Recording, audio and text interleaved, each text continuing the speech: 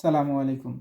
৪৫তম BCS ৯০ দিনের preliminary প্রস্তুতির day 12-এ আপনাদেরকে স্বাগত জানাচ্ছি। সুপ্রিয় শিক্ষার্থী বন্ধুরা, ইংলিশ থেকে আজকে আমরা যেটা পড়ব সেটা হচ্ছে identification of parts of speech এবং এর পাশাপাশি interchange of parts of speech. হ্যাঁ, identification of parts of speech বলতে কি বোঝায়, যে কোনটা নাউন, কোনটা অ্যাজেক্টিভ, হ্যাঁ, কোনটা অ্যাডভার্ব বা কোনটা ভার্ব, এটা আমরা কি দেখে চিনব, হ্যাঁ, কীভাবে আইডেন্টিফাই করব।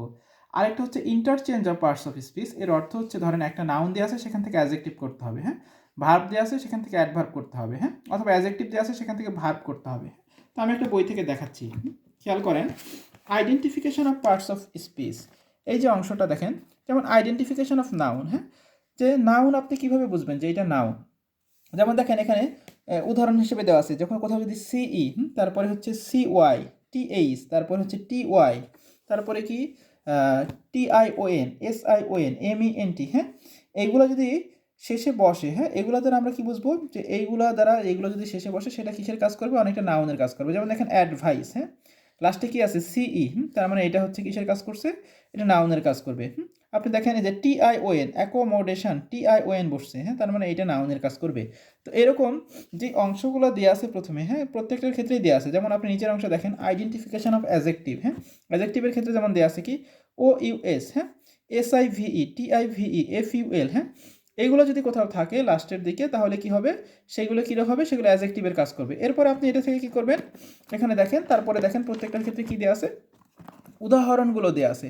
আপনি এরপরে কিছু ছকের মধ্যে দেওয়া আছে যে কোনগুলো, যেমন বিউটিফুল, এফইউএল, হ্যাঁ, বিউটির সাথে ফুল হয়ে গেলে সেটা হয়ে গেল অ্যাজেক্টিভ। তো আইডেন্টিফিকেশন অফ ভার্বের ক্ষেত্রে কী কী থাকতে পারে, এরকম প্রত্যেকটা অংশের ক্ষেত্রে কিন্তু দেওয়া আছে। হ্যাঁ, বইয়ের ক্ষেত্রে প্রত্যেকটা বইয়ের ক্ষেত্রেই দেখবেন এরকম কিছু কিছু অংশ দেওয়া আছে, যে এই অংশগুলো থাকলে এটা দেখে আমরা খুব সহজেই চিহ্নিত করতে পারি এটা হবে নাউন, এই যে অ্যাজেক্টিভ, বা এটা হচ্ছে ভার্ব। হ্যাঁ, তারপরে এখানে পড়তে গেলে দেখবেন আরও কিছু কিছু অংশ আসে যেগুলো পরীক্ষায় প্রায় পরীক্ষায় আসে, সেটা হচ্ছে যে নাউন ইউজড অ্যাজ ভার্ব। খেয়াল করে দেখেন কিছু কিছু নাউন আছে যেগুলো সব কি, ওটা একই সাথে নাউন এবং ভার্ব দুইটা হিসেবেই ব্যবহার করা যেতে পারে। হ্যাঁ, পরীক্ষায় এরকম প্রশ্ন আসে নিচের কোনগুলো একই সাথে নাউন এবং ভার্ব। এখানে অনেকগুলো উদাহরণ দেওয়া আছে, আপনারা যদি সবগুলো মনে রাখতে না পারেন সেক্ষেত্রে একটা কাজ করতে পারেন, এখান থেকে আসা বিগত বছরে যে পরীক্ষায় প্রশ্নগুলো এসেছে, দেখেন এখানে যে এমসিকিউগুলো দেওয়া আছে, বিগত বছরে আসে যে এমসিকিউগুলো দেওয়া আছে, এইগুলো খুব ভালোভাবে সমাধান করবেন। হ্যাঁ, পরীক্ষায় দেখা যায় যে বিগত বছরে আসা যে প্রশ্নগুলো আছে, যেগুলো পরীক্ষায় বারবার আসছে, সেগুলোই বেশি আসে। তবে অন্যান্য চাকরির পরীক্ষাও যদি একবার করে এসে থাকে, সেগুলো একটু সলভ করার চেষ্টা করবেন, কারণ এখান থেকে প্রশ্ন অনেক সময় কি প্রায় প্রশ্ন রিপিট হয়, যে নিজের কোনটি একই সাথে নাউন বা অ্যাডজেক্টিভ, হ্যাঁ, অথবা অ্যাডজেক্টিভ বা অ্যাডভার্ব বা ভার্ব, এরকম প্রশ্ন প্রায় রিপিট হয়। আর পরে আরেকটা অংশ দেখতে পাচ্ছেন interchange of parts of speech. হ্যাঁ, অর্থাৎ নাউন থাকলে ধরেন একটা, যে কোনো একটা, এটা হচ্ছে নাউন অ্যাবিলিটি, এটা হচ্ছে নাউন, এটার ভার্ব কী হবে ইনএবল, এটার অ্যাডজেক্টিভ কী হবে অ্যাবল, এটার অ্যাডভার্ব কী হবে অ্যাবলি। হ্যাঁ, এখন এই অংশগুলো যে ছকের মধ্যে দেওয়া আছে, আমি আপনাদেরকে বলবো এই ছকটা একটু ভালোভাবে পড়ে ফেলতে। কারণ কি, আমরা যদি এই ছকটা একটু ভালোভাবে পড়তে পারি এবং এই ছকটা যদি মাথার মধ্যে আস্তে আস্তে আসে, তাহলে এখান থেকে আমরা পুরো দেখেন, আমরা ওই পাশে কিন্তু পার্টস অফ স্পিচের অনেক কিছু পড়ে আসছি। তো অলরেডি আমাদের একটা আইডিয়া আছে, যখন আমরা এই ছকের সাথে মিল রেখে আরও অংশগুলো পড়তে যাব, এবং এর আগে আমরা identification of parts of speech পড়লাম, সেটার সাথে মিল করব, তখন আমাদের মাথার মধ্যে পুরো অংশগুলো চলে আসবে।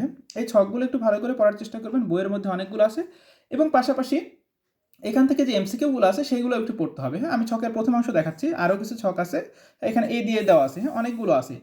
তুলনামূলক আজকের পড়াটা একটু বেশি হচ্ছে, কিন্তু একটু কষ্ট করে ছকগুলো এবং পাশাপাশি এমসিকিউ যেগুলো আছে সেইগুলো একটু কষ্ট করে পড়ে ফেলবেন। হ্যাঁ, তাহলে এইটা গেল হচ্ছে কি আমাদের, এইটা গেল হচ্ছে আমাদের আইডেন্টিফিকেশন বা interchange of parts of speech. হ্যাঁ, এরপরে ম্যাথের ক্ষেত্রে সম্ভাব্যতা। হ্যাঁ, ম্যাথের ক্ষেত্রে সম্ভাব্যতা দেখেন, আমি নিজেই সম্ভাব্যতা অংশে যে এইটাতে আমারই একটু মাঝে মাঝে সমস্যা হয়। তো আমি এক্ষেত্রে কী করি, যে বিগত বছরে যে প্রশ্নগুলো আসছে বারবার পরীক্ষায় আসে, সেগুলো একটু বুঝে সম্ভাব্যতার মূল যে থিমটা এবং কয়েকটা অঙ্ক যেগুলো পরীক্ষায় টাইপ আছে, হ্যাঁ, কয়েকটা টাইপ আছে যেগুলো পরীক্ষায় বারবার আসতে পারে, আমি সেইগুলো সমাধান করি। আপনারা চাইলে সেই অংশগুলো একটু সমাধান করতে পারেন। হ্যাঁ, সম্ভাব্যতা থেকে প্রিলিমিনারি পরীক্ষায় এক মার্কসের প্রশ্ন হওয়ার কথা, হ্যাঁ, হয়, তবে প্রতি বছরই যে হয় এরকম না। তবে আইডেন্টিফিকেশন বা interchange of parts of speech আগে যেটা পড়লাম, এইটা আমাদের অবশ্যই কাজে আসবে। বিশেষ করে interchange of parts of speech যে অংশটা আছে, এখান থেকে আবার লিখিত পরীক্ষায় কিন্তু আবার 5 মার্কসের প্রশ্ন হয়। হ্যাঁ, আর আজকে আমরা মেন্টাল অ্যাবিলিটিতে ঘড়ি বিষয়ক দেখবেন কিছু অংশ আসে। হ্যাঁ, ঘড়ি বিষয়ক কিছু অঙ্ক আসে, বিশেষ করে ঘড়ির অঙ্কের মধ্যে কয়েকটা অঙ্ক বারবার রিপিট হয়। হ্যাঁ, আমি বই থেকে দেখাচ্ছি না, আমি একটু বলছি, হ্যাঁ, আপনারা একটু খেয়াল করে দেখবেন।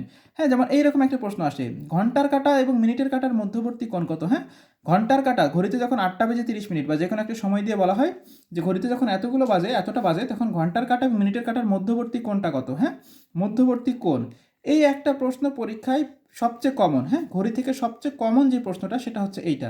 তারপরে দেখবেন এরকম একটা প্রশ্ন আসে যে ঘড়িতে যখন এতটা বাজে তখন হচ্ছে ঘন্টার কাঁটা এবং মিনিটের কাঁটার দিক কোনটা, হ্যাঁ, মানে ধরেন ঘড়িটি বাজে 9টা বেজে 15 মিনিট, তাহলে ঘন্টার কাঁটা কোন দিকে আছে, মিনিটের কাঁটা কোন দিকে আছে, পূর্ব দিক, পশ্চিম দিক, উত্তর দিক নাকি দক্ষিণ দিক, এরকম একটা প্রশ্ন আসে। তারপর আরেকটা প্রশ্ন দেখবেন আয়নার সাথে সম্পর্ক করে আসে, হ্যাঁ, আয়নার সাথে যে ঘড়িতে ধরেন বাজতেছে 8টা বেজে 30 মিনিট, হ্যাঁ, তাহলে আয়নায় কয়টা বাজবে, হ্যাঁ, বা আয়নায় এতগুলো বাজলে ঘড়িতে কয়টা বাজবে। নর্মালি দেখবেন যে কোনো প্রতিযোগিতামূলক পরীক্ষায় এই কয়েকটা প্রশ্নের ধরনগুলো বেশি হয়, মানে এই কয়েকটা প্রশ্ন বেশি হচ্ছে। এর পাশাপাশি ঘড়ি থেকে আরও কিছু অংশ আছে আপনারা বিগত বছরের প্রশ্নগুলো সমাধান করতে গেলে পাবেন, সেইগুলো একটু পড়ে ফেলবেন, হ্যাঁ। তাহলে আশা করা যায় আজকের এই একটা ক্লাস থেকে আপনি বিসিএস প্রিলিমিনারি পরীক্ষায় 1, 2 বা 3 মার্কসের প্রশ্ন কমন পেয়ে যেতে পারেন। তো সুপ্রিয় শিক্ষার্থী বন্ধুরা, আজকের মতো এখানেই শেষ করছি। আগামীকাল ডে 13 নিয়ে আপনাদের সাথে দেখা হচ্ছে। সে পর্যন্ত প্রত্যেকেই ভালো থাকবেন। ধন্যবাদ সবাইকে।